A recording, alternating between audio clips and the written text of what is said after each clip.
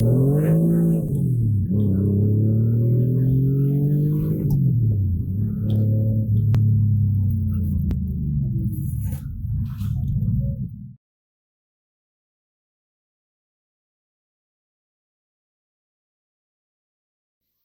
a 2004 Porsche GT3, 996 body style, 996 headlights. Some people love them, some people hate them. Really a few. On the fried egg look. It never bothered me. I was okay with it. Able to make the cars real fast and real fun, so never bothered me that much. But this car's on track and street car, so we've got stock tow hooks still on it, easy to come off. Want to for looks. Being a GT3, it's got the Aero GT3 style front bumper, a little bit more aerodynamic. Scoops down a little bit lower. Scoops a little bit more air in for cooling. Water cooled, 3.6 liter, 355 horsepower, 296 foot-pounds of torque. This one came with the sport option seats. They weren't the hardback buckets, they were the hardback folding seats still. So you're still able to flip a lever and get in the back seat if you need to. In this car, we got a roll bar back there just for track safety, so you can't get in the back seat unless you're a little child or really small. Hardbacks are painted and similar to body color.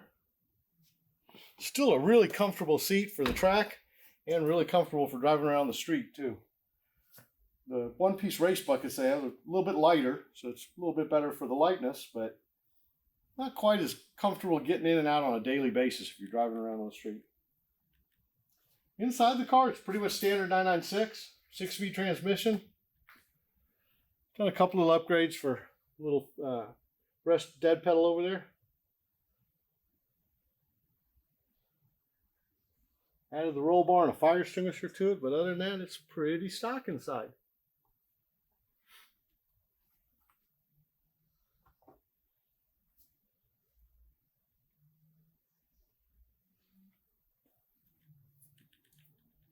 Has added the HRE wheels, which are a lighter version and also a little bit larger. Really adds to the look of the car, I think, though. I think the looks are probably the biggest part of this. This car, if you notice, is sitting a little bit lower than stock. Okay, a lot lower than stock. It's one of the things the car's in for here.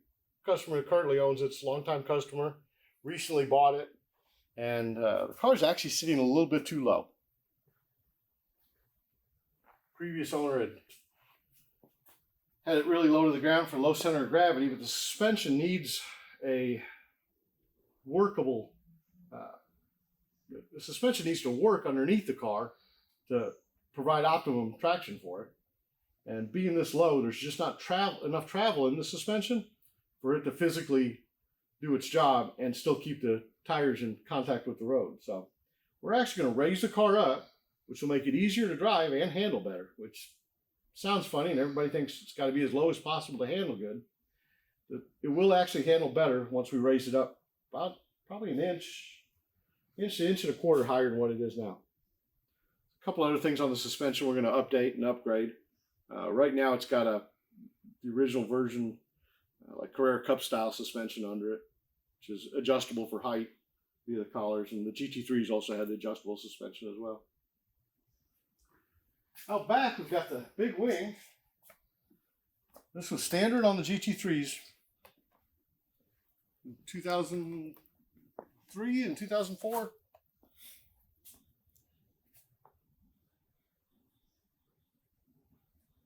Not a huge wing like the Cup cars where they have the much larger wing that sits up higher. This wing still is in a little bit of what's considered dirty air. As the air comes down over the car, the flow tumbles a little bit here. So you still get a little bit of tumbled air. It's not quite as effective as if the wing sat up here. That's why on the race cars and the Carrera Cup race cars, you'll see them up higher. Up higher just gives you cleaner air, which makes their effectiveness better. Pop the engine lid real quick.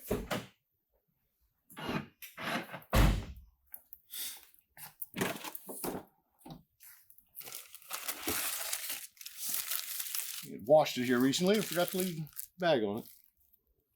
Alex, could you kill whatever the sound is you have playing? Thank you. So, all stock back here as well. Got the single air intake.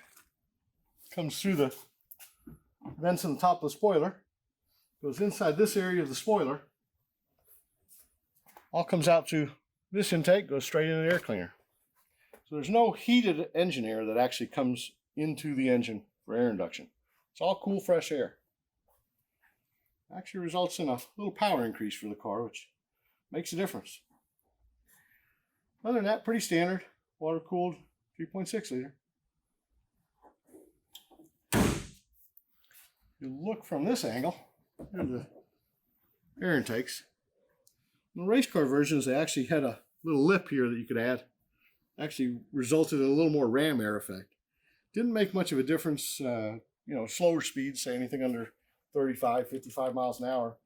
As you got above 70 miles an hour or so, it actually increased the ram air flow effect, which would give you a little more positive pressure as the car was driving around the racetrack.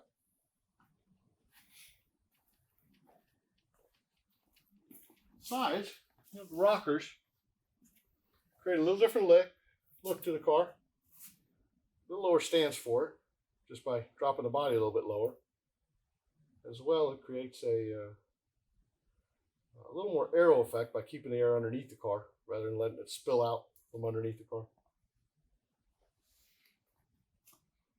I love the silver and black look, and I think the black just ties in, the black wheels tie into the black interior really well. Kind of classic Porsche silver. One of the things that was standard on the GT3s was no sunroof option. This car is really made more as a race car version, more a race car customer that was looking at the car and wanted the car. With no sunroof, you got about inch and a half more headroom, which is needed when you got your helmet on.